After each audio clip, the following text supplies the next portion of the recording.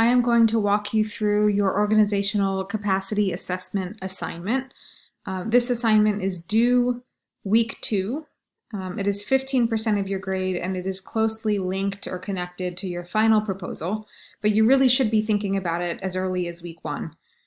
Your task for this assignment will be to examine an organization, which you get to choose. It could be any organization, and you will eventually write a grant proposal for this organization after you determine the capacity of the organization to be able to seek new funding and then expand its services through a grant.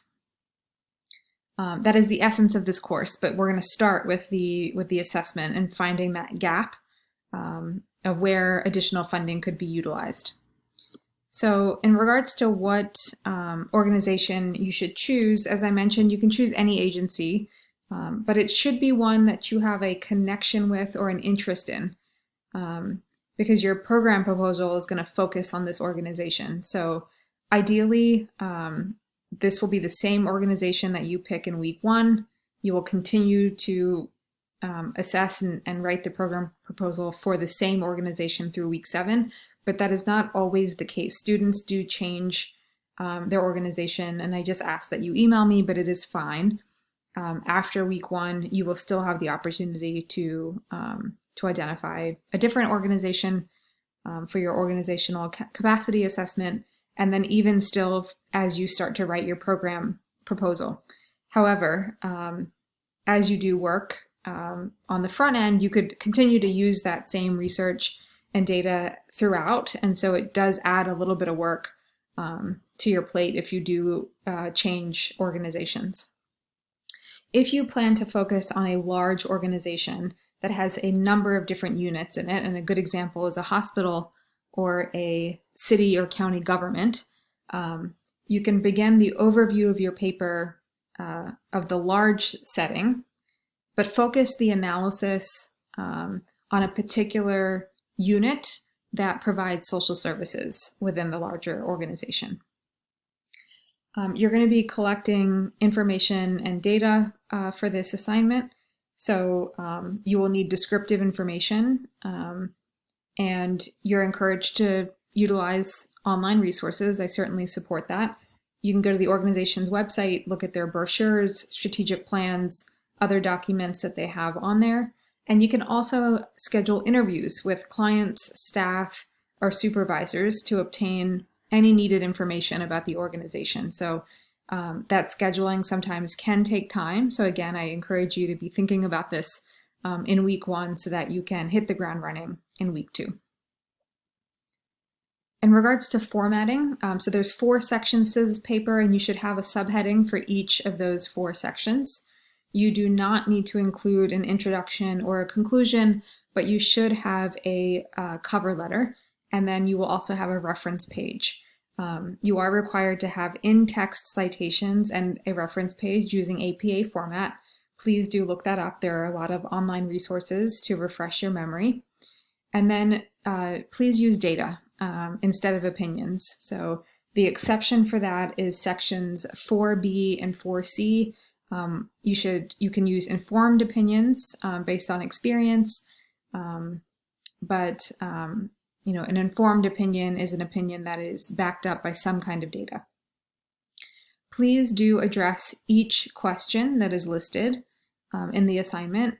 If the organization does not have a strategic plan or you're unable to answer the question, then please include that in your paper. So for example, write that the organization does not have a strategic plan. I prefer that.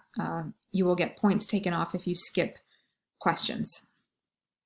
To help you with the formatting and to give you an example, I am including a previous student's paper that is blacked out, so you don't know their name or their organization, but I think that has been very helpful for students in the past to get a sense of the quality of work that we're expecting for this assignment. So please take a look at that. It will be posted in modules 1 and 2, and I think I'll also send out an announcement with that as well. So to go over the 4 sections quickly, the first section is you're going to be describing the organization. So simply its name, vision, mission. But then what are the goals and the objectives of the organization of interest? Is it a private organization, a nonprofit? Is it a private entity?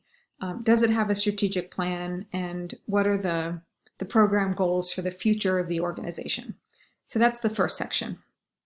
The second section is going to be looking at the existing structure of the organization and the services that are provided. So looking at the history of the organization.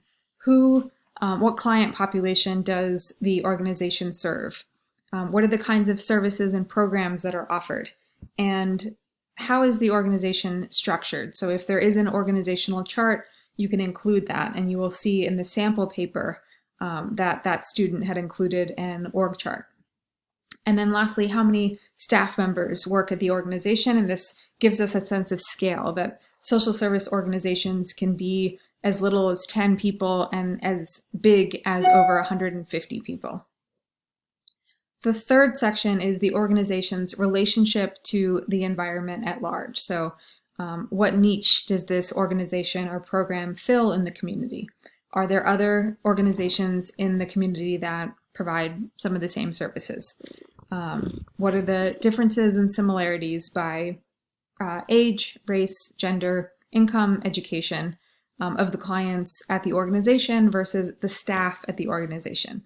So in other words, do the staff reflect the community that they are serving? And then do the organizations collaborate with other agencies in the community to help provide services? The last final section is your analysis of the functioning and adaptation of the organization. And so this is where some of your informed opinions can come, again, backed with data. But you want to first identify how the program is funded, listing all the funding sources. You can do that using full sentences or create a table. And then you want to identify, using your informed opinion, what are the primary strengths of the organization given what you've read, and what is the organization's capacity to develop a new program. So for example, in addition to the program, will additional staff be needed to enhance the capacity of the organization? And then lastly, from your, again, informed opinion, what are the current challenges facing the organization that are important to consider as you think about expanding the services that this organization would provide? So those are the 4 sections: description of the organization, existing structure and services, relationship to the environment, and then analysis of functioning and adaptation. There is an assessment rubric in the syllabus, so you can take a look at that criteria, but essentially, as long as you have all 5 questions or questions answered, 4 or 5, there's 3 questions under the analysis of functioning and adaptation, you'll get full points.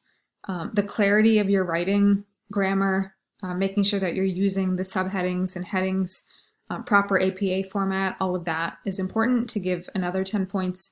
And total score for this assignment will be 50 points. It is 15% of your grade. And I am here if you have questions. I do hope that the sample example paper is helpful for you in getting a sense of formatting, quality of writing, and how the paper is structured. I look forward to seeing your assessments, and I am available for questions. Please do email me.